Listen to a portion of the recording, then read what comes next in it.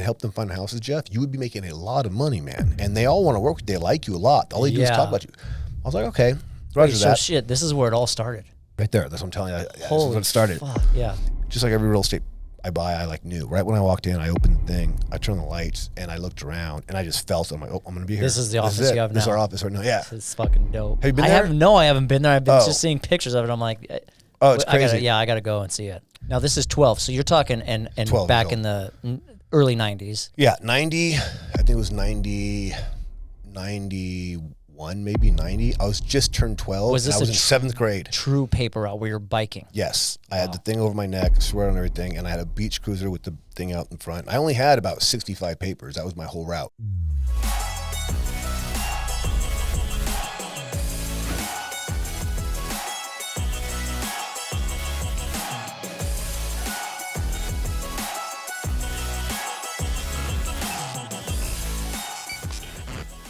All right, everybody, welcome back to the What's Next podcast. I'm your host, Levi Casada, and the man behind the camera, Tony Hernandez. Say what's up. Yo, what's up, everybody?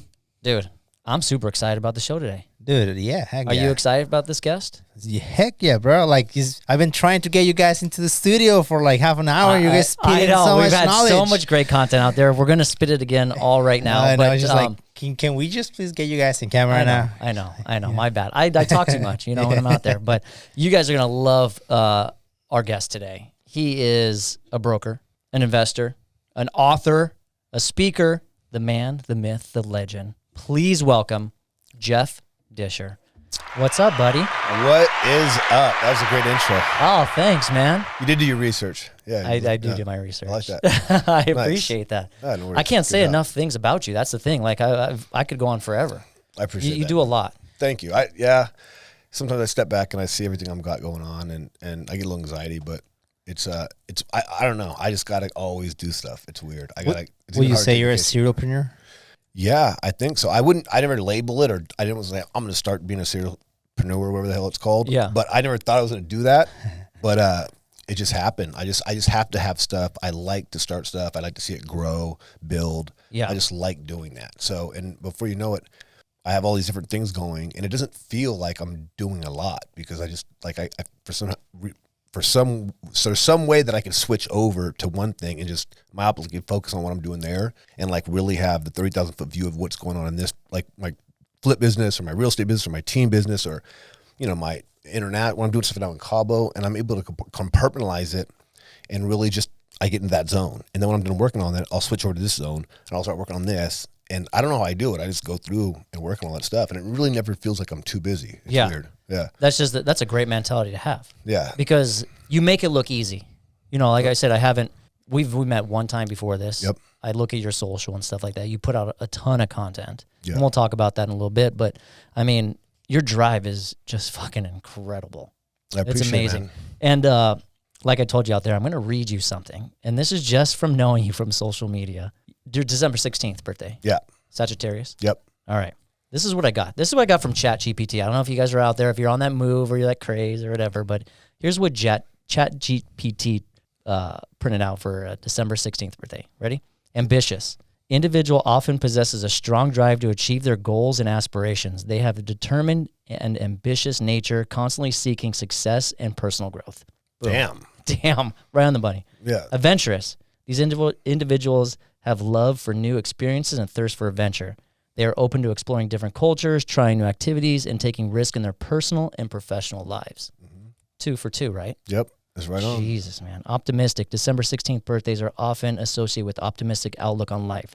These individuals tend to see the bright side of situations and possess a positive attitude, even in challenging circumstances. Damn, yeah. That's incredible. It's insane. You were born this way then. Yeah. Right? Like, what's funny is I look back because everyone else, and I look at even when I was a kid, when we were like 11, 12, I was into baseball cards.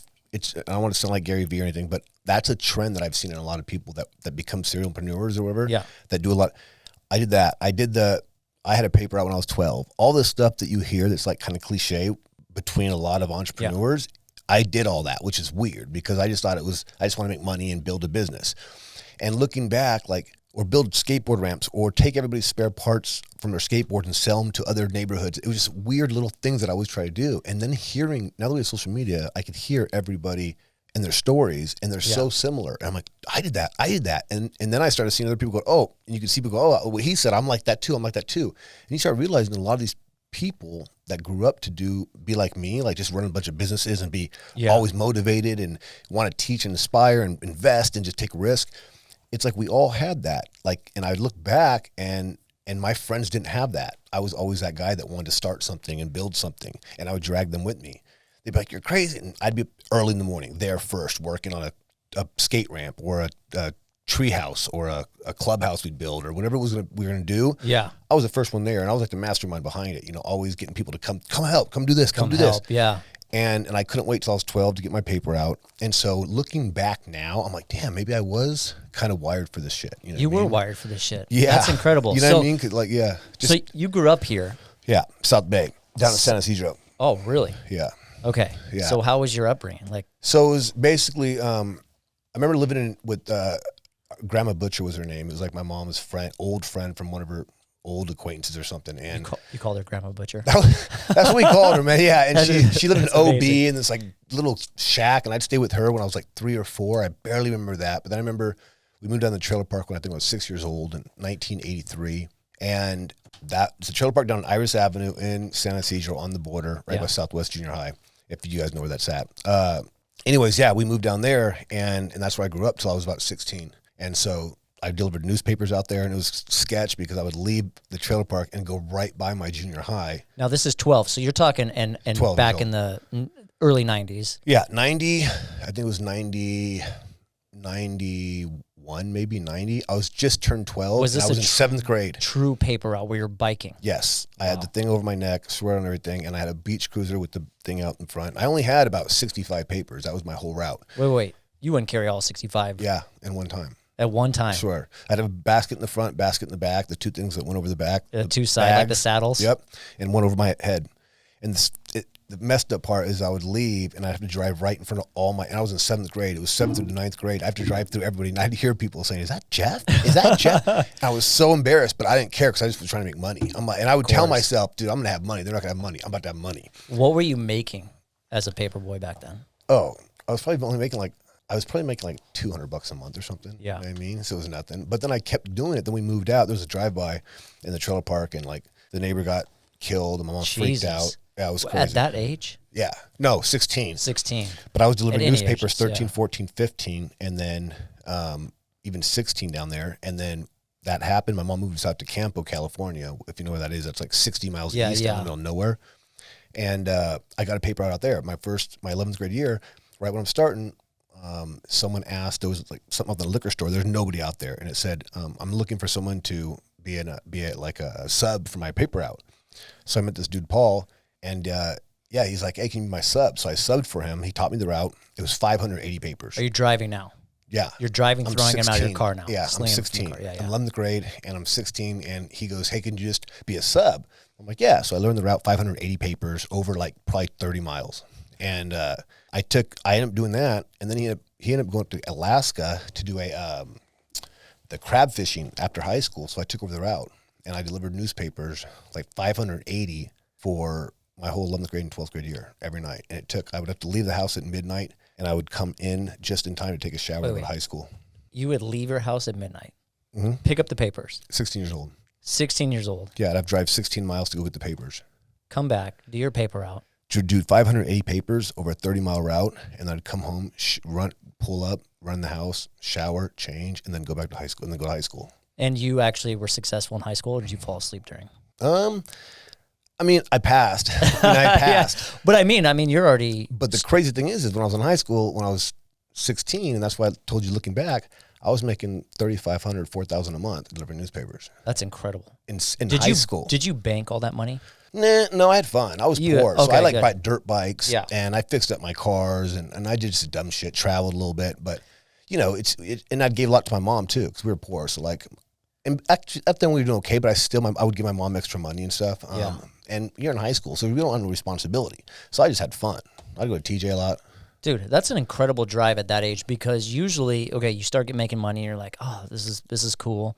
But you went home and you got ready for school. Like your mom instilled something in you that still going to school and getting an education, you know, back in the 90s, it wasn't that, high school was pretty easy, but it was still doing something responsible outside of your paper route.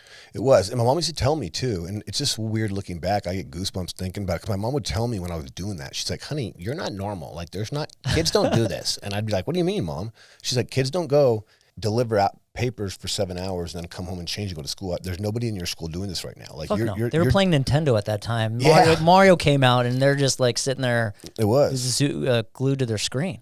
And back then I was a break dancer, so I would go down to like. No, you were. Promise. So on the weekends, because it was, paper out it was 365 days a year. There's no off day. They did them on Sunday too. Sunday was the big one. Sunday was the big paper. Oh, the big papers. Yes. Yeah, that's right. 7 sections. Yeah. I'm in the car, like bing, bing, bing, bing, bing, wrapping like pizzas and throwing them out the window.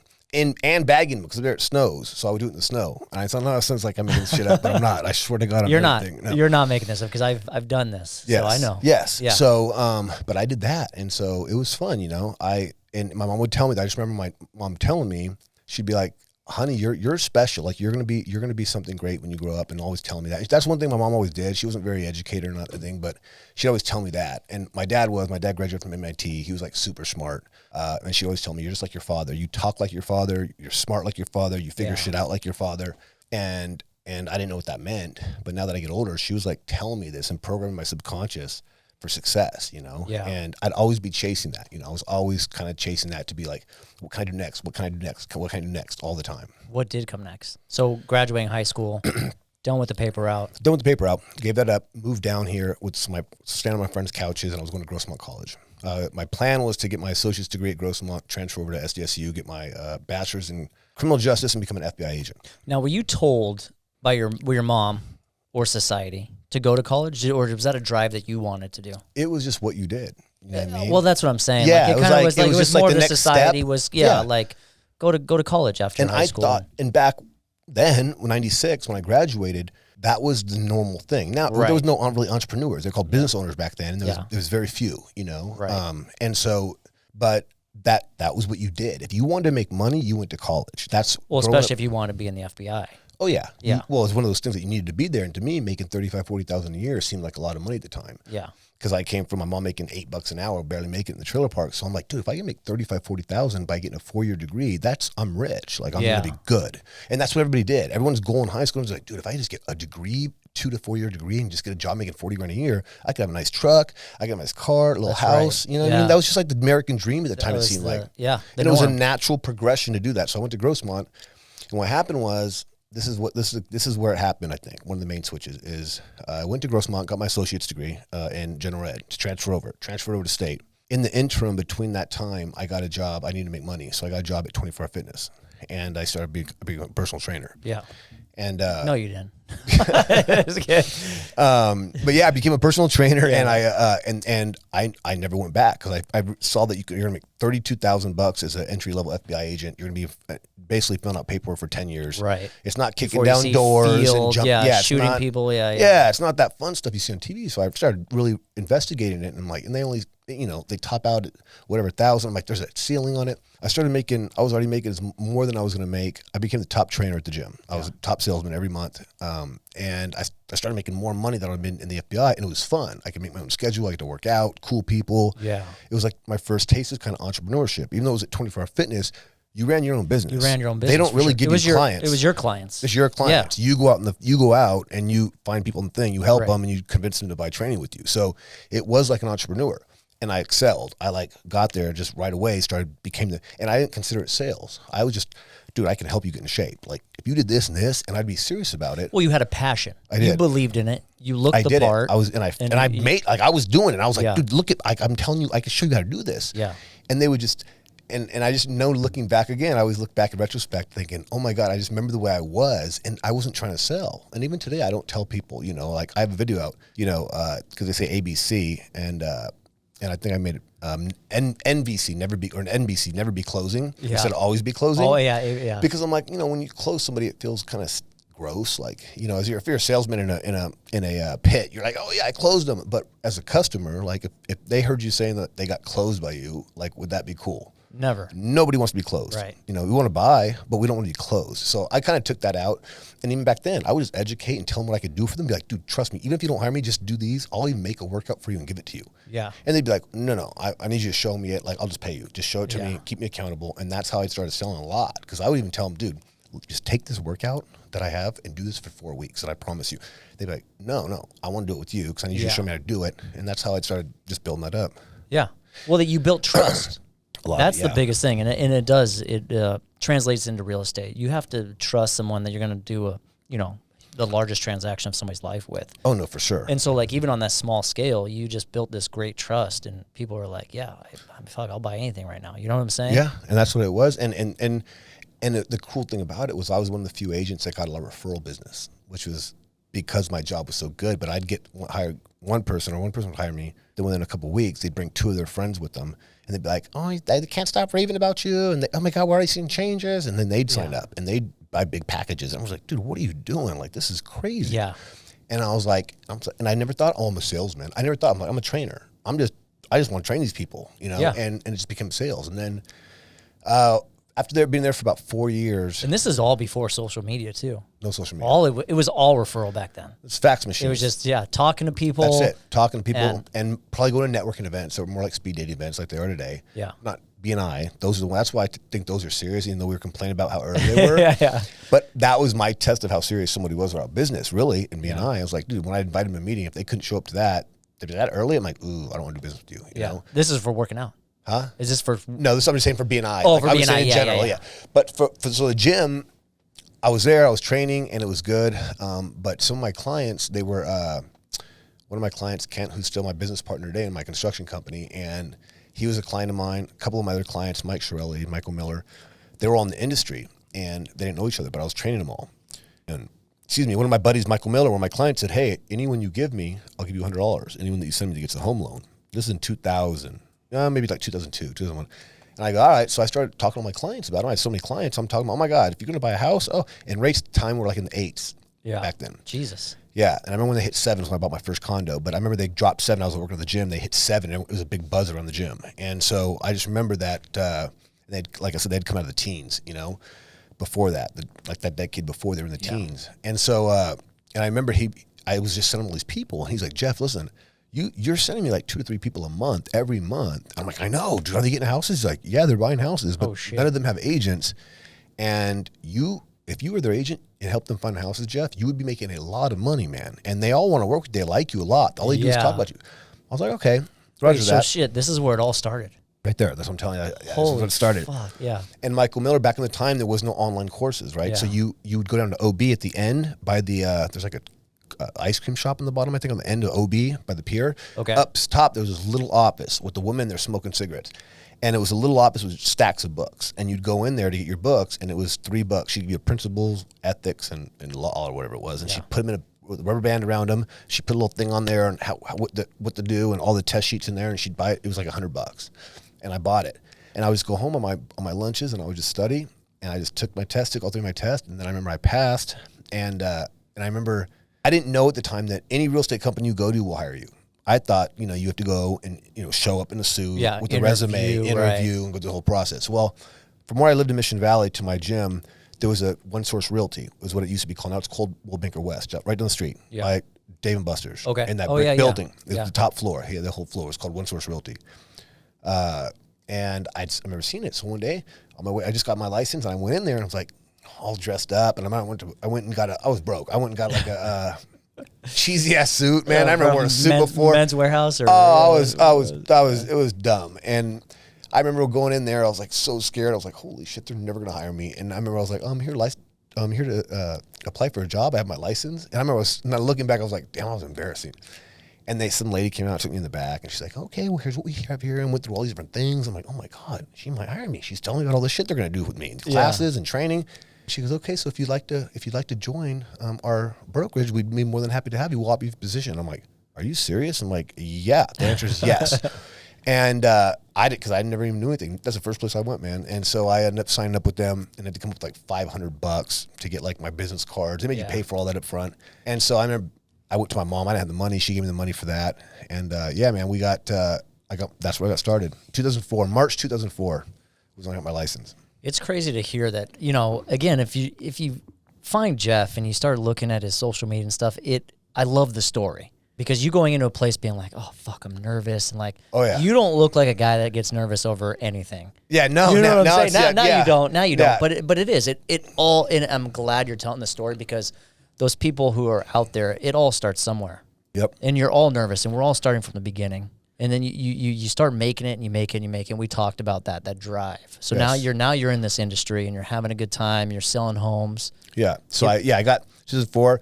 I did really well. I mean, I was rookie of the year that year. I think I sold probably, I remember I broke 6 figures. And before that most I made at the gym was like 40 grand. So for me making 6 figures, I thought I was rich. Oh shit. Yeah. This is in 2004. So I was like, I'm good. Went out and bought a brand new BMW like every dumb realtor shouldn't do.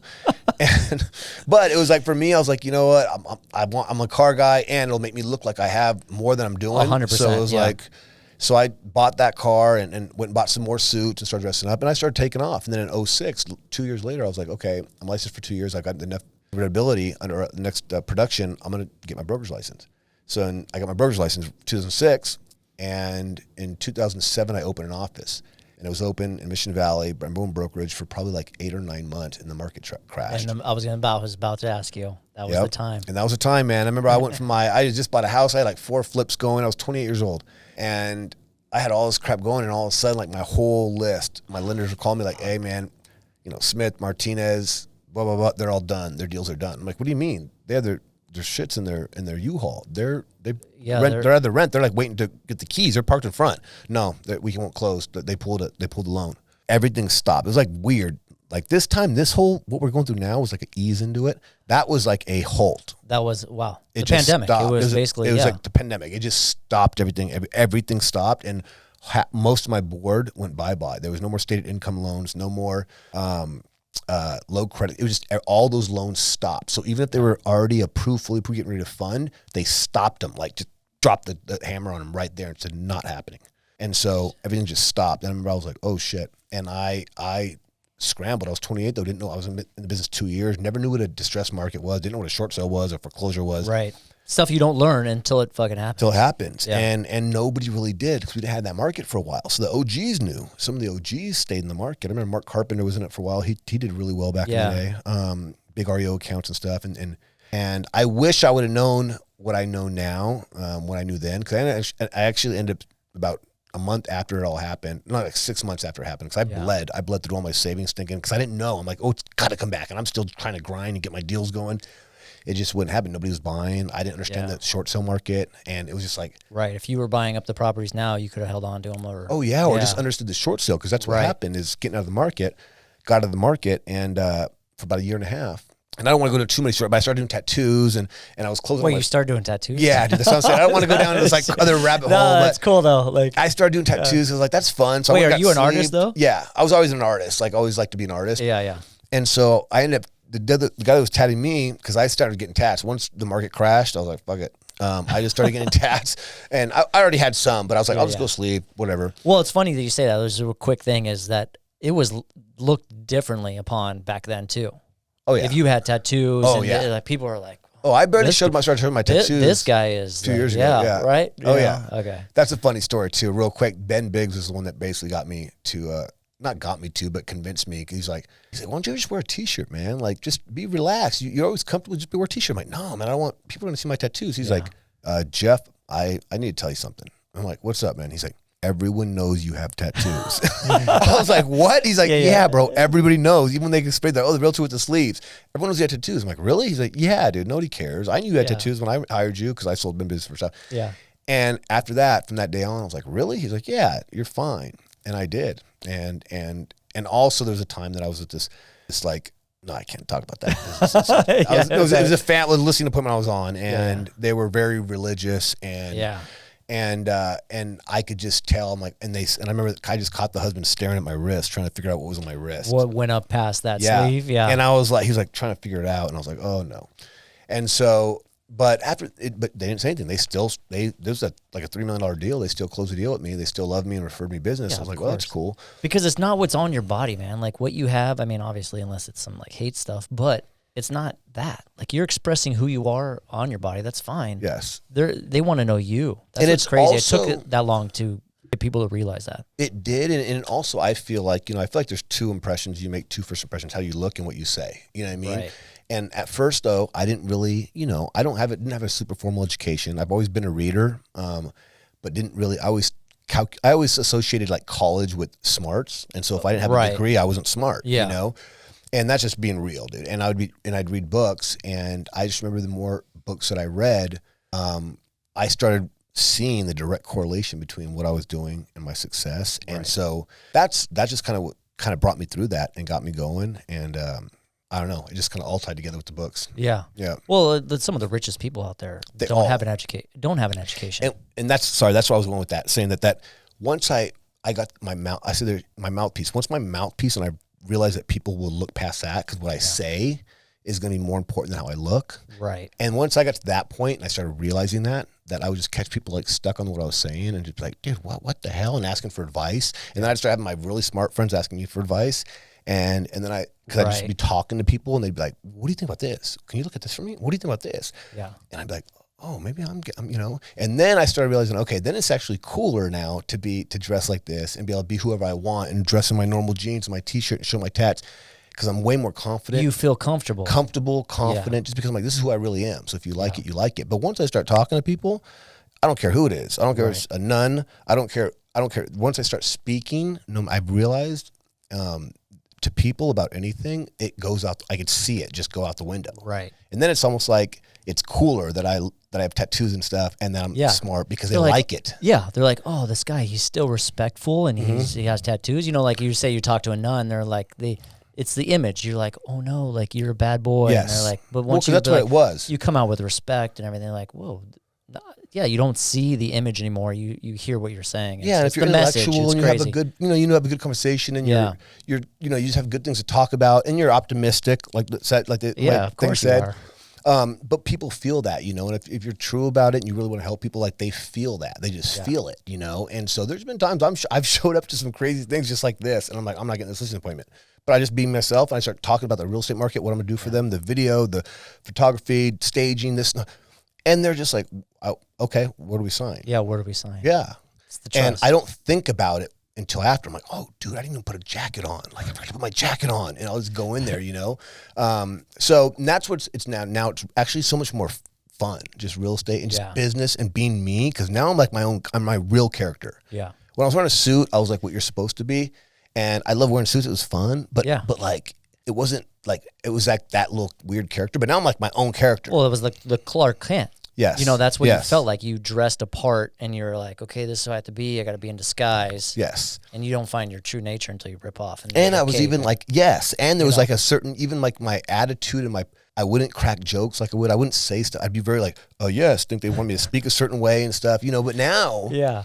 I've told people recently, like, I don't mean to, but like I'll call my client's dog, and not meaning to, like, because I'm so comfortable with them. They're like, no, dog, listen, you don't, oh, I'm so sorry. They're like, oh, it's cool. No, it's fine. I'm like, you don't want to do that on your countertop. Trust me, you're going to regret down the road, blah, blah, blah. Yeah. But when I'm really speaking from the heart and like I'm really trying to help them, it's just crazy that the people I would least expect to actually like me the most. That's amazing. Which is weird. It's just weird. It's almost like I've had this conversation with people because I'm like, I think it's because I'm so opposite of what they are, but because I'm not what they thought I was, because I'm so opposite. Yeah. And I'm relatable, they like it, because I think for them it's like, ooh, there's this guy that we thought would be scary and tattoos, but now he's a good guy and friend, and we can call him our friend. It's like cool now. Now we have a friend that's like not like all of our other friends. Right. You know what I mean? That's what we were talking about, and everyone's like, yeah, I think that's kind of what it is. And it kind of is, Yeah. It's just like, I'm so different that they thought it was going to be, their perception was probably, oh, big, bald guy with tattoos, and he's going to be all like me, and then when I'm just cool, and like, they're like, oh, he's not like that. So it breaks that character, like what they thought, and now I'm just this cool person that likes him, that's cool with them, and I treat him normal. I don't treat him normal. Like, that's another thing, is I'd be like, oh, hi, how's it going? Now I'm like, hey, how's it going? What's up? I'm just me. Yeah. And they, in the response, I'm telling you, and I used to always hear that, just be yourself, just be yourself. I'm like, whatever you want, just be yourself. And I always be like, oh, you're always saying that because you're rich, because you can be. But now what it is, it's just they're so confident and comfortable in who they are, and they don't have to worry about other people paying their bill. Like, you know what I mean? They're confident in who they are in their business and their self-sufficiency, that they don't care. And that's why you see people with flip-flops and, old shorts and a t-shirt that are worth 20 million, and you're just like, how do they, what the hell? Right. And it's like funny because it's like the night. Yeah, they're wearing Velcro shoes from Walmart and stuff. That's how they always wanted to be. And it's like this, for me, it was like this. I'm not saying I'm getting that extreme, but like it went from being poor, not having to afford it. Then I wanted all the coolest, nicest. You wanted suits. I wanted to wear a suit when I first started because I felt like that was money and that's what money meant. So there's a mentorship there. There's an image that you saw at one point in your life that you met that associated wealth. It was Pretty Woman. And it was because my sister used to watch this on replay. It was Richard Gere and Pretty Woman. That's who I wanted to be. I wanted to be that dude. The just suits, like the not cars. with getting a prostitute, man. We all know it. Yeah. No, we all know what you're talking about. But just the way he showed up distinguished, and he was just like telling people what to do, and his jet. Like I was like, damn, that dude. I remember I was so young. My little sister used to watch that movie over, and I just remember that part. I was like, dude, that's the way I'm gonna be. I remember telling my mom, I want to be like that. So I associated that. And back in the day, that's what it was. Wolf of Wall Street, the '80s. Like you had that suit, that dialed-in three-piece with the collar was white and the shirt was pink, and you had the dial and that's what I thought it meant. And it was. It's what it meant at that time. But now that's all out the window, because it's more on the art side now. You know what I mean? So people ought to be what they are, express who they are. And as long as your mouthpiece, the thing about society, as long as you can back it up with what you say, people don't care anymore. You know? Well, 100%. If you go back in time and talk to those people, those guys felt most comfortable probably when they got home and took that shit off. Oh, yeah. Like even me, like, I'd go home once when I was done with the gym. I'd run home and put on my, even if I was going to go out, I'd run home, put on my jeans and what I wanted to be in, and then go out, know, and then be you like, felt good. I felt better. Like, it's just cool. Like, even for me, I'd rather dress like this and be super successful and like be me and be able to talk how I want and have people almost judge me and assume what they want and then just start talking to them. And I'd rather have that, because if I show up in a suit all dialed in, they expect me to probably be, that. So I don't know. It's just kind of fun. It's like a game. Yeah. Well, I'm going to be honest with you. When like I said, seeing your social media and shit, I was fucking nervous to meet you today. I was like, oh man, this guy's like top notch. Like, you're just seeing it, like the way you just present yourself, and like a lot of your quotes are like, be yourself kind of thing. Like, other people are jealous the way they're reading it, like whatever. You know what I'm saying? Bro. Like, even that shit coming out, like even my I used to control everything I put out. You know what I mean? I'd be so scared to put it because I was scared I was going to offend people and this and that. And in the last few years, I'm like, screw that. If there's something I want to put out there that might offend people, I don't care anymore. You know what I mean? I'm like, because it's really how I feel. And I think that and in my experience, it might not be right for everybody, but for me and the people that relate to me, there's people that this makes sense to. And if it's, I'd be like scared to lose people that I was close to, because they're like, I know how opinionated they were in certain areas or about certain things, or about maybe it's weight or for success or money or investing or whatever it may be. I'd be like, oh no, I can't post this because these 3 people I know might get offended. And they're so nice and sweet, and I don't want to offend them. And so I wouldn't post it. And just recently, all that, maybe it's because I'm 45. I hit 40. I think 40, bro. I was like, I'm done. For sure. Yeah. I'm done. Like, I'm not, my filters are out the window, all of them for the most part. And it's really when I switched my whole waking up at 3 in the morning. Yeah. Was when even Ben said, he's like, it was when you were 40, bro. I remember it. I remember he was when you were 40. You said, I'm going all out, bro. We're doing this. And from that day on, she's like, you've never been the same. You literally have not turned at all. You've been that same dude since that one day that you switched at 3:30. He's like, and you have not deviated. You've been the same dude every day. Yeah. It's weird because, I'm same age, like 40s. And there is a weird switch, though, where you don't give a shit. And it's either that the people that you were friends with, like when you're kids and stuff, they either kind of like still like you, or you're not worried about offending them anymore. No. They're just, your circles start to get smaller, but better relationships. And that's funny you said that. It's because a lot of the people that I was scared to offend were people I grew up with. 100%, you know what I mean? Or people that I know that I've known for a long time, like 20, 30 years that I know. And I'm like, ooh, because at that time, you didn't think like that. But now as you progress and they went that way and you went this way, and we went this, you start looking like, ooh, they're so into this, or ooh, we kind of hit heads here or whatever. Yeah. And those are the people that, I think of them as old friends, family, and I don't want to offend them. You know what I mean? Because I know how they are. But I'm so different now than when I was when I knew them, that I'm like, I just have to put this out. And even when I put that stuff out, they like it still. Yeah. Which is weird. You know what I mean? Yeah. The people that I think are going to be like maybe offended, they like it. Right. They're like, awesome post. I'm like, what the fuck? Yeah. Oh shit. Okay. Yeah, dude. So they're secretly cool. they're jelly. Yeah, they like it. They like it. Yeah, it's cool. All right, we got so far off track, but I kind of want to hear more about like you're a tattoo artist. Yes. You're again. Okay, real quick. Yeah. Tattoo artist. 2008, 2009. 2008, 2009, and then towards the end of 2009, I had to short sell my house, and I had this big house, and out in Mount Helix, and so I had to short sell one of them, and they wouldn't let me. I had to short sell one so I could do a loan mod on one of them. I had my condo downtown at the Grand, and then I had this house. And so I decided to move back into this, and it was the end of 2009. I was doing tattoos. I was doing like Charger players and all these people. I was booked doing tattoos. And were you making good money there too? Oh yeah. Oh yeah. Yeah, yeah. Making like $500,000 a day doing tattoos. Jesus. And so, which is a great transition out of real estate. And it was just hanging out, people that were more like me, going up in the hood and stuff. That were like, "What up?" We just chilling, and it was just fun. But it was a lot of work. It's Can I ask you what's the craziest shit you've ever tattooed? Or where? Where? I didn't do anything crazy. I put stars one time from like a lower back all the way to the front. Oh, okay. It's kind of weird, but yeah, that was probably the most. Okay, that was sorry, weird. It's all good. I was trying to think. That was weird. I did do a dude's foot one time. This is fun. He came in and he said, "I want to get the skeleton on both the top of my feet. I'm a Navy SEAL. I'm going buds tomorrow." I'm like, or I'm going buds in 2 weeks. I want those. Oh wait, he hasn't even hit buds yet. And he said, "I'm going to buds. I want to get the frog feet, like the things. Yeah, like the skeleton. Frog, but I want my feet to be those, like the skeleton of those to be my feet." And I said, okay. And I said, "Bro, have you ever had a tattoo on your finger or your knuckle or your toe?" He's like, "No, but I'm going to boom the SEALs in 2 weeks. I could do it." Yeah. I said, "I'll tell you what, bud. If you can last both feet right now, I'll do it for free." He's like, yeah. Him and his boy started going crazy. I'm like, "All right, let's go." The minute that needle touched his knuckle on his big toe, and and that toe said and bounced twice. I could just see the bead of sweat already starting on his forehead. Yeah. And I said, "Yeah, bro, this is one toe, bro. I told you." I got through like 4 toes. I finished on one foot. On one foot. He was just sweating he was down to his underwear because he was sweating so much. And I'm like, "Man, I told you, bro." He's like, "This is insane." I did 1 foot though. He stayed for 1 foot, but he was like literally miserable. Yeah. And never came back.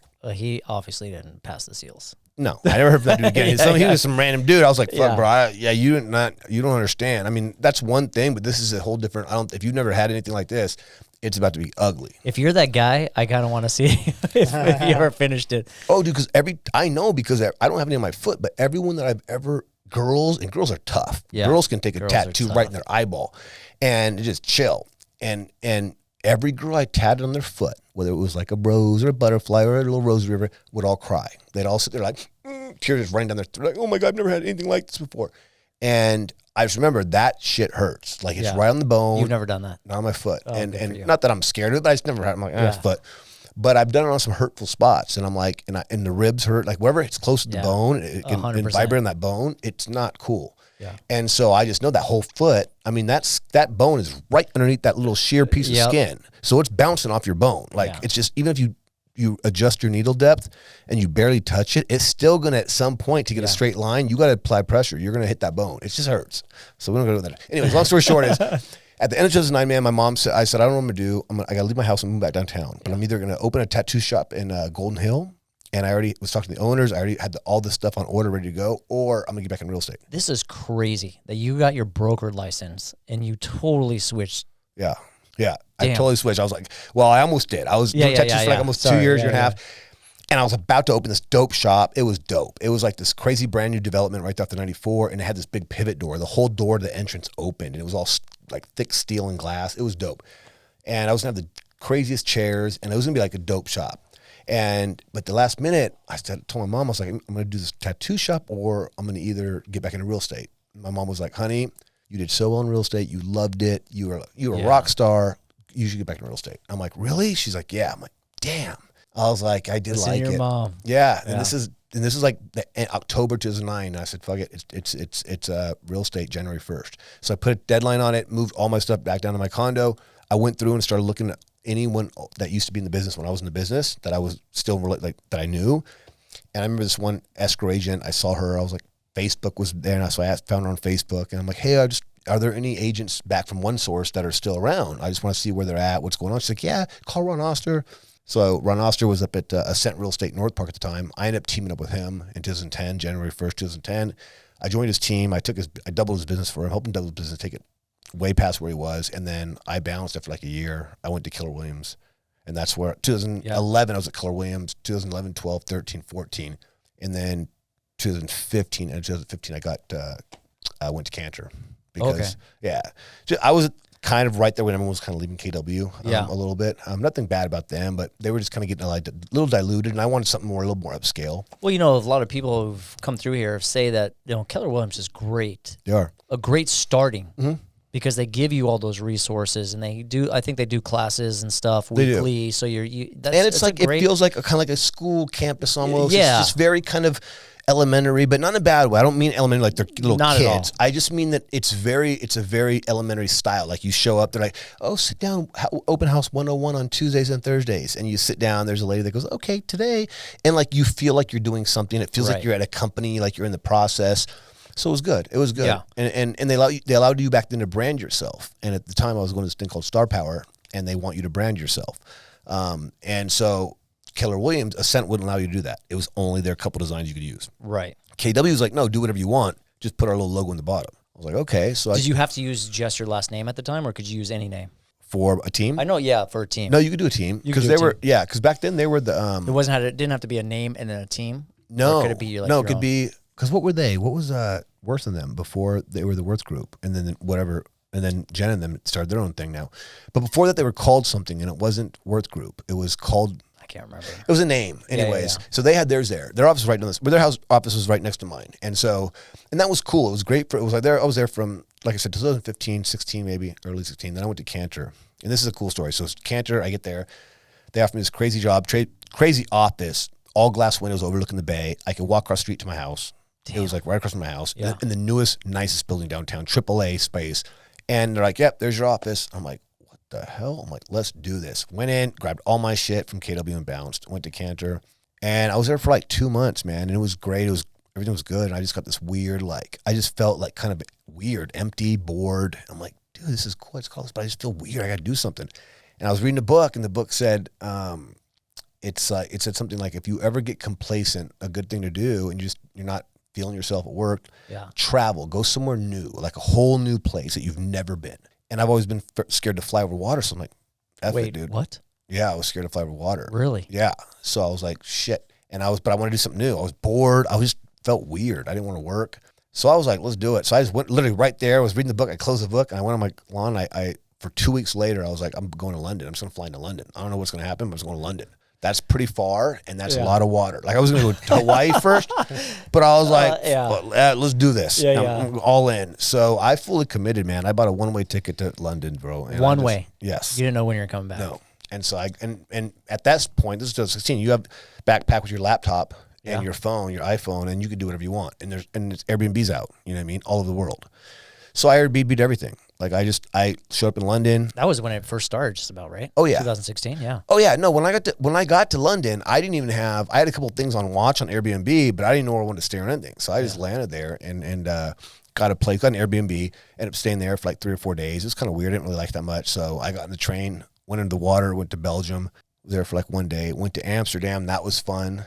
Spent like 5 days in Amsterdam. Right. Yeah, Amsterdam's dope. That's one of my favorite cities ever. Yeah. Have you been really, back since? No. I want to go back though. Yeah. I want to go to Copenhagen too, because I heard Copenhagen's like is really nice too. It's like cleaner, I guess. But I'm like cleaner. I'm like Amsterdam's dope. Like it's like a big Disneyland. You know, it's just so perfect. It's like the flowers are perfect, the canals are perfect. It feels like you're in it's like picturesque. It feels like you're in a postcard. It's fake. Yeah. It's like bubbly fake. Like it's the Truman weird. Show. It is. It's like the Truman Show. It really is. And it's just so beautiful. It's like, this can't be real. There's like just dudes like in a gondola going down the thing, dude. Just like, you're like, what the hell with the hat on? And you're like, dude, that guy has to be paid to be doing this right now. This is insane. No, but he wasn't. No, he's going to work or something, dude. He's like, I'm like, damn, this shit's crazy. I was on bikes the whole time. There's like natural flowers everywhere. I can see you being there. No, Cabo. You're like, I like Cabo. You like Cabo. Yeah, I like Cabo because I can still come back and visit people. Cabo's my spot. I own stuff down there, so I got a condo down there being built right now. I love Cabo. Cabo's my shit. So that's what happened, bro. I went there. I flew in there. Went to Amsterdam. Went to Paris. Went to where did I go? Rome. I went to Florence, Chicotera. I traveled for a month. Ben Biggsville, my agent now, he's like, I had sold him a property. He's like, hey, bro, can I work for you? I want to be on your team. I'm going to be there like in a couple months. I want to be on your team. I'm like, all right, no, not a couple months. He's like, I've been here a couple months. We moved in, but I'm getting in the Navy. I want to work with you. I'm like, nah, I'm good, man. And then the last day, though, I just, for something snapped. And I'm like, no, I got to start this team. That's what this is. It's all lining up. Like, I just sat there in my bed in Barcelona. That's where I ended up in Barcelona. And I was in Barcelona in this dope Airbnb, and I was just like, dude, I text him like, hey, what's up? He's like, what's up? And I'm like, dude, you want to start this team? And he's like, yeah. And I'm like, all right, man, I'm going to fly in tomorrow at like whatever time. If you want to pick me up, I'll give you gas money. Take me to my dog out in Palm Springs, my friend, and we'll talk about the team. He's like, I'll be there. That dude picked me up. We went down to Palm Springs, got my dog, came back. I said, all right, let's do it. The next day, I helped him get licensed. He was just still getting licensed, but he still started coming to the office every day. And that's when we started Discher Group, man. And then that was 2016. And then all of a sudden we started grinding, and he just landed like a couple months before that from the Navy, didn't know anybody, had a brand new little wife and his baby, and their baby. And he started taking off, he started taking off, and people started noticing, other people started joining the team. And then it just kind of blew up. And then Cantor got bought out by Compass. Okay. And I just wasn't feeling that move. I wasn't feeling the Compass move. And so. You didn't get on board with all that? No. No. Well, to be fair, to be honest and transparent, I was about to do it because they're like, we're going to honor everything that you have in place with Cantor, all your deals. We had a pretty good deal there. They're like, we're going to honor it all. And the day that we were supposed to sign the paperwork to change over, basically, I'm calling them at Compass. I'm like, I need this in writing. Before any of my agents say anything, I need this in writing. They're like, oh, we'll get it. Find it at the last minute. The guy's like, hey, we're supposed to sign in an hour. And they're like, you know what? We can't do that. We actually can't do any of that. We can only give you your office, but we actually take one of your offices back because we need to put another producer in there to make us some money. Yeah. You can't have that anymore. We're not going to expand you over here. We can't give you this budget anymore. We can't do this for you anymore. And I was like, and we were probably doing like 35 million, 40 million, which is still good. But they that day they chopped it. They're like, we're not doing nothing. I was like, okay, that's cool. I told the team, I said, you guys chill for a second. I'm going to be gone for the next few days. Just figure shit out. I went and looked at all the leases in downtown. Nothing. I didn't like anything. And then I started looking for ship for sale. And I saw this unit. I'm like, where is that? I'm looking at it. I'm like, oh, it's on 6th and Broadway. That's a dope location. So I went and I checked the space out, and I knew. Just like every real estate I buy, I knew. Right when I walked in, I opened the thing, I turned the lights, and I looked around, and I just felt it. I'm like, oh, I'm going to be here. This is the office you have now. This is our office right now. Yeah. This is fucking dope. Have you been there? I haven't been there. I've been just seeing pictures of it. I'm like, oh, it's crazy. I got to go and see it. You got to see it, dude. It's insane. Like, I'm kind of bragging, but it's no, just you dope. should brag because it is pretty awesome. So I bought that space. I was in it, sitting there. I looked around. I even went upstairs yet. I'm like, this is it. This is my spot. And I went upstairs, turned the lights on. I looked around, and I had the vision right away. I designed the whole thing. I did a lot of the work myself, but I just looked around. So it didn't look like what you have it now? No. Okay. I did 100% top to bottom. Everything is new. I mean, there's a couple things. I didn't change the brick walls because they're exposed. They're beautiful. Original brick. And there was already a couple of my offices set up with these cool frosted doors, which I really like. But other than that, no, everything it was nasty when I first got there. It was like an old marketing company, but it had been shut down for a couple of years, and it was just bad. But I knew right away. I was like, dude, I'm buying this. I know it. And I literally, that was on a Friday, called the agent. I knew the agent. I said, hey, what's up? I said, I'm going to open a real estate office there. He's like, perfect. And negotiated a deal, was in escrow the next day. And, told my team, I didn't show them. I didn't show anybody. I showed Ben. And I remember I showed Ben, and he was like, bro, you sure? I'm like, dude, I have the vision. I'm telling you, it's going to be sick. He's like, all right, bro, I trust you. I'm like, all right. And we were working out of coffee shops. It was supposed to, I got an SBA loan. It was supposed to take 45 days. It took 90 something days. Almost canceled 5 times. I had to pay off a bunch. It was like a shit show. Jesus. But I finally got an SBA loan though, and I closed on the property, and I locked myself in there for about 4 months with some workers, and I just went top to bottom every day. From 3 in the morning till 8 at night. We'd just go home, sleep, get up, back, go up, sleep. Go. And then it turned out to what it was. And we had a grand opening. We had 150, 200 people at our grand opening. It was insane. And then fast forward, we've been doing well, good numbers. But we just recently started doing a lot more. We have a seller reho program that we do where we help people fix up their property. It's almost like the restoration, or the I think Curbio does it now. Yeah. A couple other people do it. But ours is pretty simple and mainstream. We're all in-house. I'm a general contractor, too. You just got it. Yeah. What?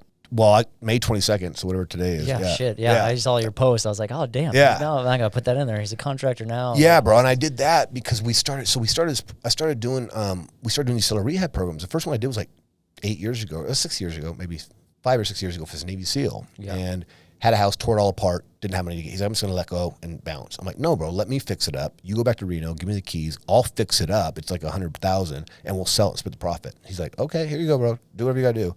And I did that for him. I put up the money. He put up the house. He kept making the payments. And I rehabbed the house and we sold it. He made like 78,000 extra bucks. Jesus. And he was like, what the? And this guy, he had no money. He was freaking out. And I was like, this is cool. That's a cool concept. And I had heard about it before, restoration, real estate, whatever they do. And I was like, that's a cool concept. And when I did with him, there was no contract or nothing. I just said, hey, bro, give me the keys. And I just got my crew on it. And I was like, let's just do this. Put together my old crew and had them come out and do it. And they did it. And it came out well. And it was just like a handshake. And I look back, I'm like, that was sketchy. That's sketchy. Because at escrow, he had to basically sign something saying you're going to sign over 70-something thousand plus my original 100 that I put into it.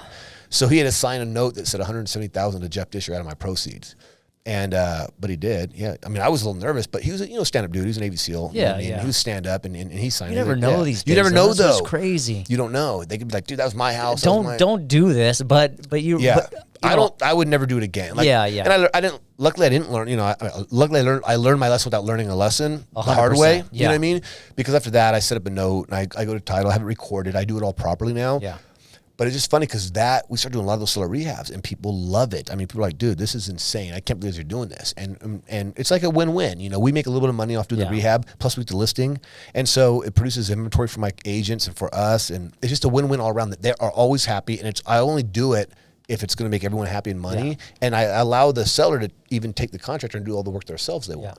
But long story short. And you're making San Diego beautiful again. Oh, yeah. Like you're fixing a beach house and making them nice. Yeah. Yeah, man. So that was a win-win. Then we started then it just started getting to the point where my partner and I were like, dude, let's just buy houses. I was like, let's just buy a house and do the whole flip so we don't have to worry about splitting anything. We started doing that, realized it was better to do seller rehabs because then we don't have to carry the note and get hard money and all that. But then we were like, we could still do them. We just got to get in and out. And we found this one property and we had already bought this house down in IB and we were just going to do a normal flip on it. And we were talking to the surveyor about it. He's like, you guys should do a lot split the way it's set up. And we're like, what? So long story short, we started going back with him. We performed a lot split, an SB9 lot split down in IB. And we just kind of put that on rocks. And we're like, damn, we started doing the numbers. We're like, this is where you want to be. And nobody knows how to do them because we were only the second person to ever do one down there. You know what I mean? And we're like, this is where it's at. And so then we bought another house. And we're like, we're going to add 2 ADUs to this. And we've just been this all happened like last year and a half. And now, so we have multiple properties now. And so that's where we've transitioned, bro, especially with this market shifting right now. Right. That's where we're at now. So in the whole real estate space, now we do buy sale, but the market's slow. There's no inventory. We're trying to create inventory by buying real estate up and then adding ADUs to help increase density and then resell them. We make a profit and more people could buy that and live there. So it's cool. Well, that's amazing. Yeah. And let's go back to branding yourself because you have branded yourself. We talked about this shortly downstairs. Oh, yeah. The T-shirt. Yeah, the T-shirt, man. Like I walked in, I was like, dude, I know Jeff's going to wear black today. I just know it. Like I'm going to put on a polo. It's not a T-shirt, but yes. Tell me where this all came from. So we were talking about it. Basically, and I'm sure people have heard of it, but like, Steve Jobs, Zuckerberg, there's a lot of people that they're always doing the same thing. It might be a turtleneck or it might be a flannel, but a lot of times, and I always wonder why they did that. So I would Google it and it would say there's a thing called decision fatigue, which I've heard about before. It's like you can only make so many decisions a day and it actually takes away. And as the day goes on, those decisions are harder to make throughout the day. So they say you can only make a few real important decisions a day. Right. And for me, I'm not saying choosing my clothes is a big decision. It's just one decision less. Cause we were talking about, there'd be times I'd be sitting on my bed going through my mind, like, okay, who do I got to see today? Do I want to wear that cool outfit with those? Do I want to wear this? So it would take, and I get frustrated because I'd be paralyzed for like 20 minutes thinking like, what am I going to wear? And I'd be like, I just burned through 20 minutes thinking about what I'm going to wear. And like you said, even in the shower, you're still thinking about it. Yeah, like what am I going to wear? Does that go with that? And I always think like, what matches? Okay, I want to wear these jeans. Okay, but what shoes and what shirt? And then for some reason, I started thinking about both things. Like this is, and I probably at one point I said, this is why these guys wear the same damn shoes every day or the same clothes every day because they don't want to deal with this crap. And I was like, that's it. That's what I'm doing. I'm just going to buy black T-shirts.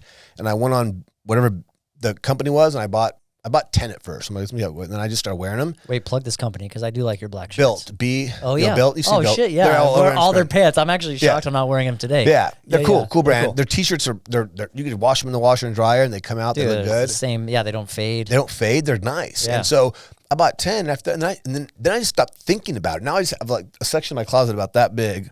Of black shirts. Of black T-shirts. And I just can go through them for like 3 weeks. And like sometimes I'll wear 2 or 3 in one day just because I'll get home and I'm like, excuse me, and I'll go somewhere else and I'll come home and I'm like, oh shit, I'm going to go. And so, but it's just, it makes it, I don't have to think. Like I was talking to you guys earlier, I'm like, all I have to do is I have jeans and black T-shirts. And then any jeans and any black T-shirt goes with any pairs of shoes. Right. So now it's just like, okay, all I got to do is grab my T-shirt, grab any pair of jeans I want, doesn't matter. And then I get to pick out whatever shoes I want. And that's it. And then it's just an easy day. I don't think about it. Like I know when I get out, I go in there, I grab my T-shirt, throw it on, I grab a pair of jeans. I don't think about it anymore. Yeah. Yeah. And it's a good classic look too. It's not like, you could dress it up, you could dress it down. Like you throw a sport coat on right now, dude, you're fucking dressed up. And that's what I do. Like I'll usually have a nice coat or something if I need to. Like a lot of times on my car, I'll have like a nice jacket. Yeah. I try to say coat and jacket at the same time. A joke. I love it. But yeah, I'll just keep something in there just in case, I don't know where I'm going. I don't want to offend anyone. I have to throw something on or if it gets cold. But for the most part, it's easy, man. I just, like I said, and I'm comfortable and I just like, it's just fun. Yeah. It's just fun too. Just people's reactions and stuff, especially when I show up to sites or to deals and stuff. And dude, it's your brand. Yeah. It's fucking amazing. Yeah. Because like I said, I know, like I met you one time, but like you pull up and you get out of your car and I'm like, oh, that's Jeff, man. Like I know you from Instagram. That's your calling card, dude. Yeah. That's what you wear. That's amazing. Yep. It's your Superman suit. It really is, dude. It really is. And I feel like that after I leave my house, I got a crazy morning routine. When I leave my house, I was gonna say, let's go into that. Tell me about your hustle. Your average weekday, like your work, every day. Just one day. Yeah, one day is this. It's the same morning every morning. So I get up between 3. I don't use an alarm. I haven't used an alarm forever, and I get up. I just base it off how long I know I'm going to probably sleep, which is always between like 8 hours and 8 hours and 30 minutes.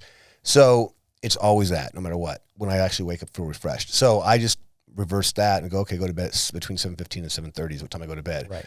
Wake up at 3:30, call it 3:38. And first thing I do is my gym clothes are right next to me. I put my gym clothes on. I put my thing. You lay them out. Yeah, I don't lay them. I just throw them. Oh no, well that's what I mean. But they're out. They're out. Yeah, so you know what you're gonna do. Yep. Like it already puts it. You already put it out there. I just know I'm going to grab that. This is another thing I do is I wear my socks from the day before. So they're right next to my bed anyways because I wear them nice and I can wear them in the gym because they're already dirty. So fuck it. Yeah, that's smart. Yes. So I just recycle those bad boys, put those back on, put my thing on. And as I'm doing that, I have my affirmations playing. So just some good affirmations like I am great, I'm a money magnet, blah, blah. And that's just kind of playing in the background as I'm getting ready. And then I go out and I make my pre-workout drink and I mix a full bottle of water with a little bit of Himalayan sea salt just to get hydrated.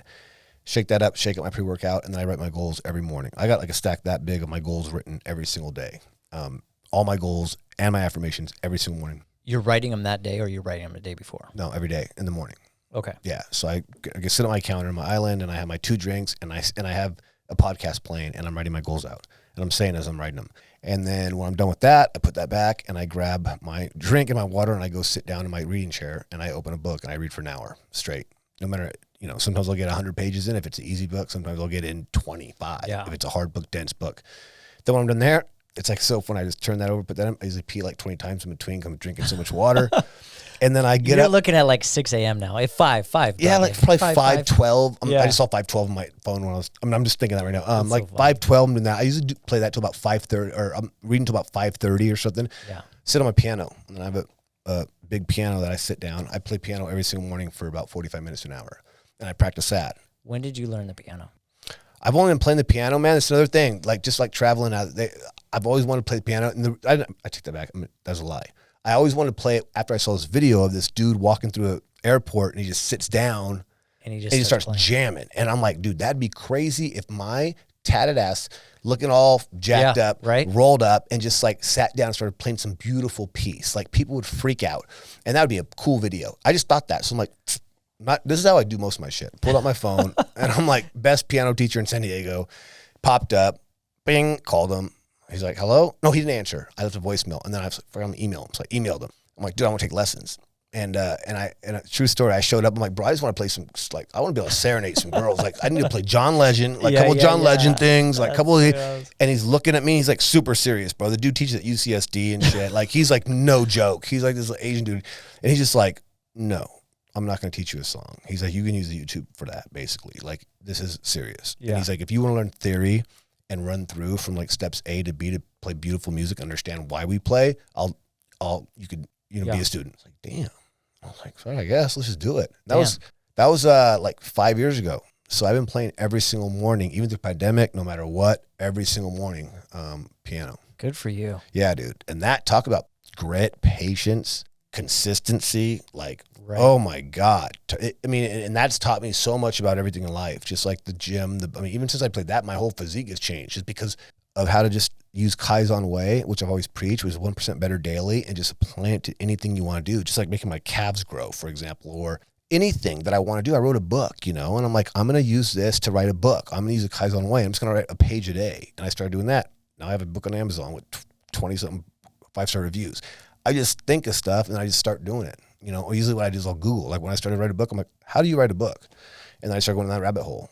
I was going that rabbit hole for like a week, and then I just take the first step, and then I started doing it. And before you know it, I got a book, or before you know it, I have this crazy office, or before you do it, I'm a general contractor, or before you do it, I'm building houses.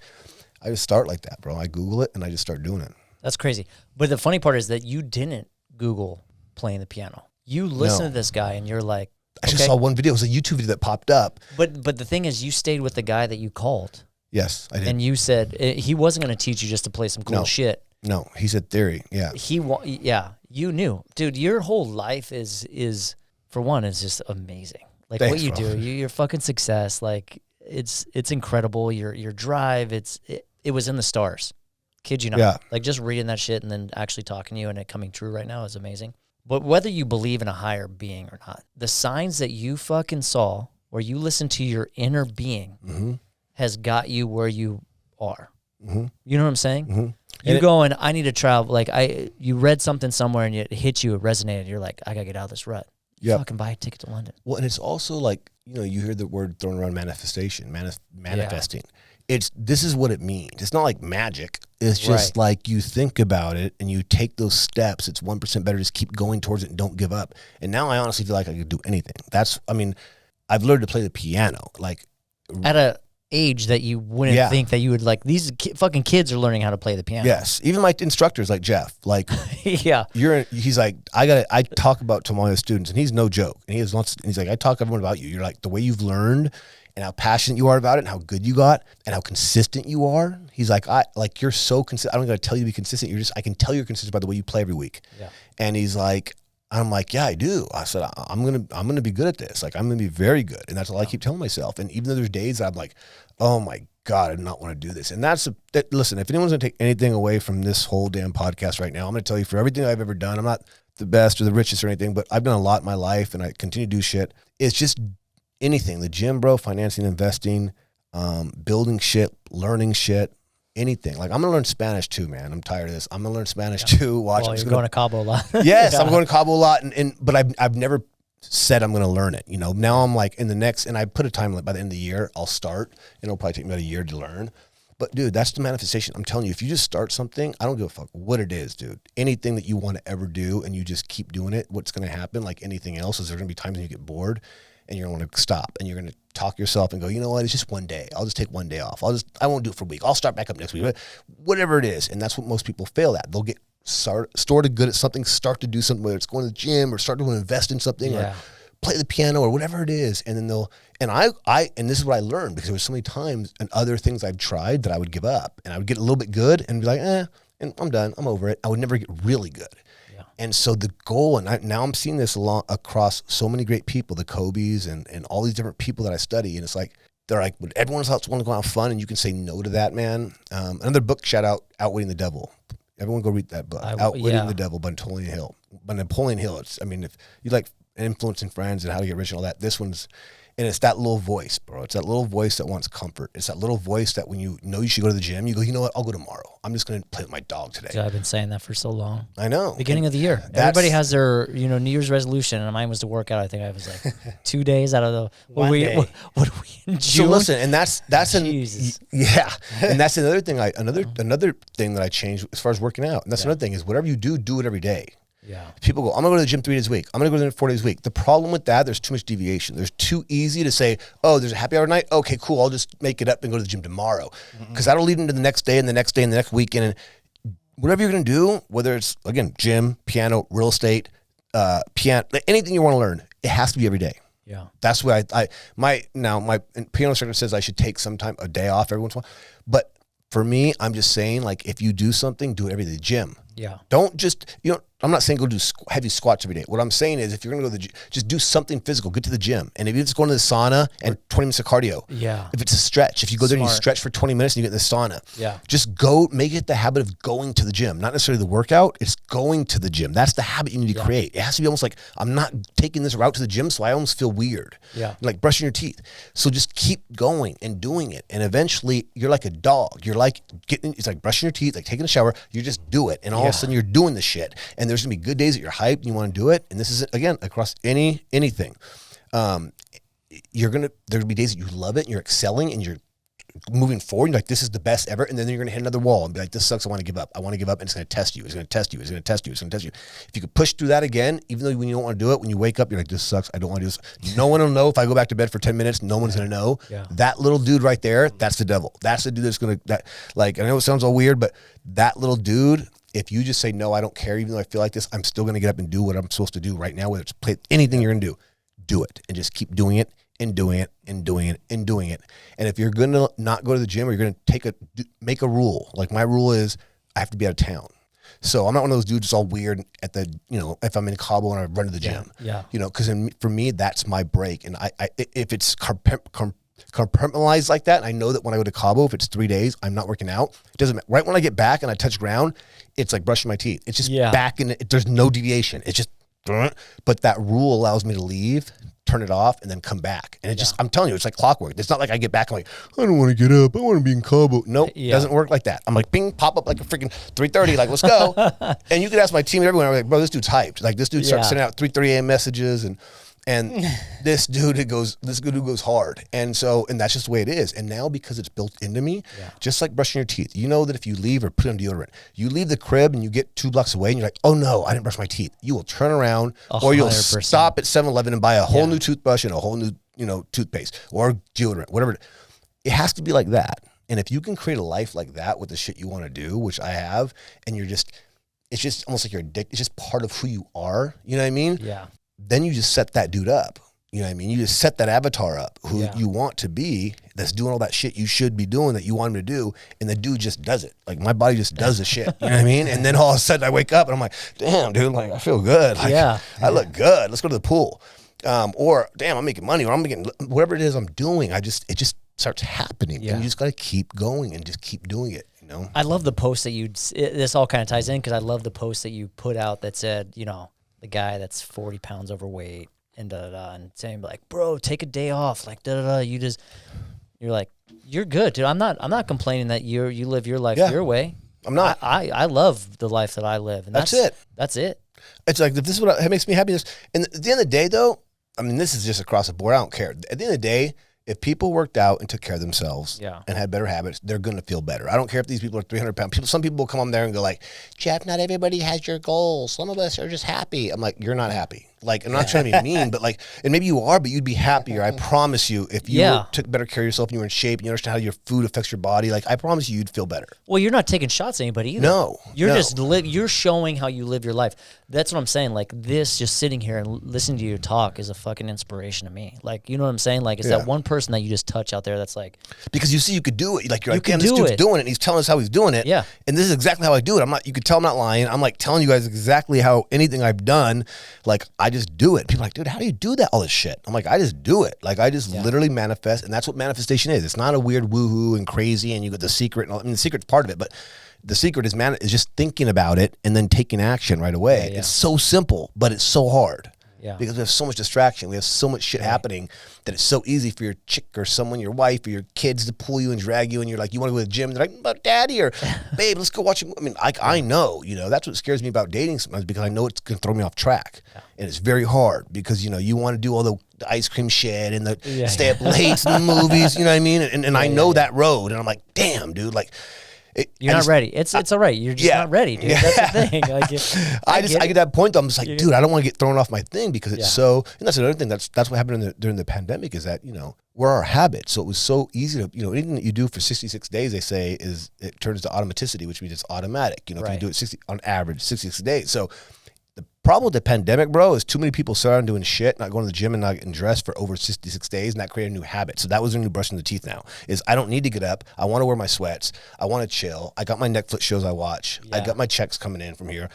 And that was their new habit. Think about that. So now they have to rethink how to go back to that life, which it's hard because it's like someone quitting smoking or quitting a habit that they do every day. Yeah. You know what I mean? It'd be like me telling you, stop brushing your teeth every day for the next 6 months.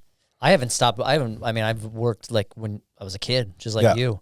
I got furloughed from a hotel. I was working at the Hotel Del at the time. That's how I got this job. But I got furloughed, and a week in, I'm like crazy. My wife's making me do TikToks, and I'm just like, what's going on? Like, I can't, no sports. No nothing. I couldn't. Like, I was just stir crazy. I had 2 kids. Like, I love my kids and all, but I'm like, I need a routine. I need to get back to do something. Yeah. Yeah. So, I just, same thing. I found a new job, and because it was uncertain. Like the hotel real estate was booming. I'm like, okay, I got on board with the escrow company and whatnot. But you're right.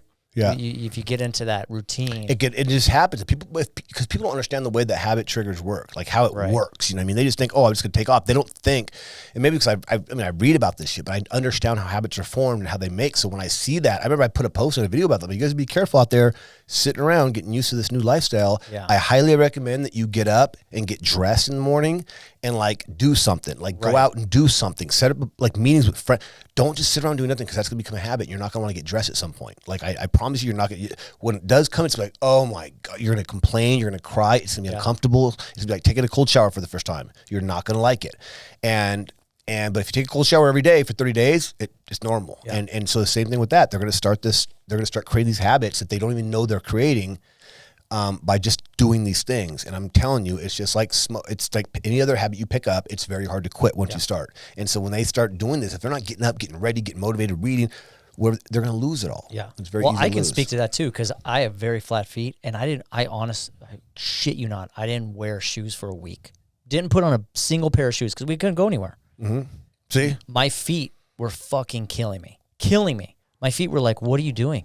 Yeah. I've never had worse foot pain in my life. And I'm like, what is this from? And sure enough, it was from not putting on like some support, some shoes or something. Just used to, constantly being on the ground for 10 hours just a little day. Things like that. Little things like that my body was not used to. Mm-hmm. No, it's true. And it's people create their whole life around it. I mean, people would sell their condos to go live in a house because they literally create their life around this pandemic lifestyle of being home all the time. And that's why condos were sitting empty and houses were going for way over asking, because they're like, oh, we'll just stay home all day. We'll just work from home. That's why I think this whole work from home thing, we'll see how long it lasts, but they're already saying, I mean, listen to podcasts, but they're already saying that people are starting to get stir crazy and wanting to go back to work. Yeah. They need camaraderie. They need the experience. They need to, interact with people. It is. So, you have to interact. Yeah. No, 100%. Yeah. Did you ever get COVID? Oh, yeah. I got it once. Yeah, I got it once, and it wasn't bad. The second time was kind of sketch. I got it in Cabo, and then got back and had like a little bit of a panic attack almost, because I was like, dude, this is... I knew I had it, and it was one of the things where the breathing was weird, and I was kind of thinking about my breathing too much, and I almost had a panic attack, but it went away. It was fine. Yeah. I wasn't tripping. I wanted to get it. I'm like, dude, stop. This is like the flu. Let me just get it over with, and go through it, and then just let me get back to work. You know what I mean? That's all I want to do. Yeah. Well, that's crazy, man. Well, Tony's giving me the little thing here. Yeah, I know we've been talking for an hour and 15 minutes, bro. It doesn't even seem like that. No, it's flies. We're definitely gonna have a part 2 of this, because there's a lot more information. We deviated from a lot of stuff here. I know. That's what I told you. If I go off, I'm gonna go off, and rabbit holes. You got to bring me back, because dude, I fucking love it, dude. You're doing the right things. Your content is amazing. I just want to give you a shout out, because you have over 1,300 posts. You post Every day. I try to do, so on my main page, I try to post it. I was posting a video every single day. I'll go on spurts. We'll do every day, but now I'm doing about 3 to 5 a day. I was going to say 3 to 5 a week. I'm sorry. A week. Yeah. But I'll do reels every single day, no matter what. That's just some of my morning routines and stuff, which I'm going to get better at those and put more of the stuff I do daily, like my more workouts and stuff on there. Yeah. And then my other one is just real estate, but those go up usually 3 to 5 a week. Yeah. No, it's amazing. You're doing the right stuff. Like I said, it's consistency. Yep. And that's just like that. That's why I have to post so much, because the minute I'll stop posting, I'll slip on my posting. Yeah. So that's why I have to post every day. And I always have at least 20 to 30 posts on my stories at all times. Do you ever go back? Because I went back to your very first post in 2012. Yes. Do you know what it was? Me in Vegas with the bottle of champagne. It was just the one bottle of booze. Yes, bro. That was back when, that was back in the day. That was pre this Jeff. That was like drinking every night in Vegas, spending dumb money on bottles, like going crazy. Dude, it's funny. Yeah. It's funny to see the transformation over the years. Okay, quick like story. your full party, this is a crazy story before we go real quick. You're good. Back when it was only MySpace and I was getting back into real estate, I would just get back into real estate, and there was no I think Facebook just started. You see MySpace? Yeah, I love it. MySpace, but I was already out of real estate, so there was pictures of me in like Vegas and rolling blunts and stuff, and just out at clubs and going crazy. My buddy and I forgot my MySpace account because I was back into real estate. My buddy calls me. He's like, "Hey, my buddy wants to sell our house." Cool. I went and looked at it. Blah blah. And he goes, "No." Before I went and looked at it, I said, "Okay, I'm gonna go there next Tuesday." Cool. 2 days later, he's like, "Hey, bro, are you serious?" I'm like, "What?" And he screenshots a picture of like me sitting at a table with weed and stuff off my MySpace. And I'm like, "What the hell?" And he's like, "Yeah, your MySpace." I was like, I got like an anxiety attack. I realized I was flush. I'm like, "Oh my God." And I went to delete it right away. He's like, "It's all right, bro. The dude worked for Cricket. He's a stoner. Like, he's cool, bro." They were just saying that you probably shouldn't have that stuff up. And I'm like, "Oh." So that was that. Talk about crazy, bro. Yeah. That was crazy. That was a social media like nightmare backfire thing that happened. You can't get rid of it. No, it's out there somewhere. It's somewhere out there. I wish I could find it. Actually, that's another thing. I was so scared that I didn't get a chance to save any of the pictures or anything. I just deleted it right away. I was so scared. I was like, "Oh my God, bye!" Like I deleted it. So yeah. Well, that's awesome, man. Yep. Again, we're gonna have a part 2 to this. No, for sure. I still definitely that is so much fun. Thank you for being on the show. Of course. Look in that camera. Tell everybody where they can find you. Yes, you guys can follow me on. I'm mostly active on IG, which is I Sell Real Estate. Pretty easy, and then Jeff Discher on Facebook. That's amazing, dude. All right, Tony, tell everybody where they can find us, and I want to leave you with a little quote that I've read multiple times. All right, so everybody go to YouTube. You ring that bell, so you get notifications every time we post a new video. Leave comments down below so Levi can read them and reply to you guys. He loves to do that. So go follow us on Instagram, TikTok. Yes, we are there too. Also, if you love podcasts, well, just download the podcast. Any podcast platform, you will find us. All right, guys, back to Levi. Well, Tony, that's amazing. Jeff, thanks again. Yep. A quote that you kept coming up, which I absolutely love. I wrote it in all caps here. Be yourself. Everyone else is taken. Yeah, it's great. I love that, man. Yep. We'll leave you with that today. Tony, take us out, buddy.